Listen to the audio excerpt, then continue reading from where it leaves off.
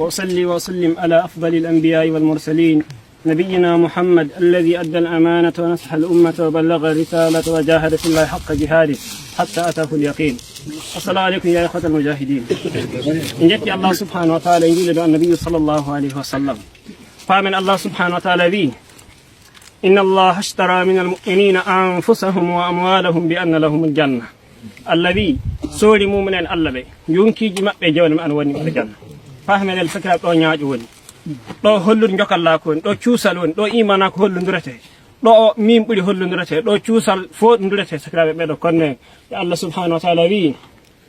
qatiluhum hatta la takuna fitnatun wa yakuna ad-din kulluhu lillah kaɓe ɓeɗo hefer kaɓe ɓeɗo mushrikina kaɓe ɓeɗo yartuɓe fa fitna ka fata laate dow leydi fa dina ka fu laatono Allah subhanahu wa ta'ala wala sakiraɓe tinnoɗen hebbinde askar tinnoɗen zicre Allah subhanahu wa ta'ala kebbinen subhanallah alhamdulillah la ilaha illa Allah wallahu akbar afa hasibtum annama khalaqnakum abatha wa annakum ilayna la turja'un allahumma inna nas'aluka mujibati rahmatik wa adhaima maghfiratik was salamata min kulli ithmin wal ghanimati min kulli birr wal fawza bil jannati wan najati minan nar kebbinen zicre Allah subhanahu wa ta'ala zicre Allah kam wonno ko Allah subhanahu wa ta'ala وين ذلك بأن الله مولى الذين آمنوا وأن الكافرين لا مولى لهم قام الله سبحانه وتعالى قالوا يوعد الله الذين آمنوا منكم وعملوا الصالحات لا يستخلفنهم في الأرض كما استخلف الذين من قبلهم ولا يمكنن لهم دينهم الذي ارتضى لهم ولا يبدلنهم من بعد خوفهم أمنا فاهمين الله يفضلك أن نصر sinne en ɗowtake ɗum en golli lobɓe en kaɓe ɓeeɗa konne fof fodanto en enen jaato e leydi Allah subhanahu wa ta'ala kiitoɗen kiiɗo Allah rabbul alamin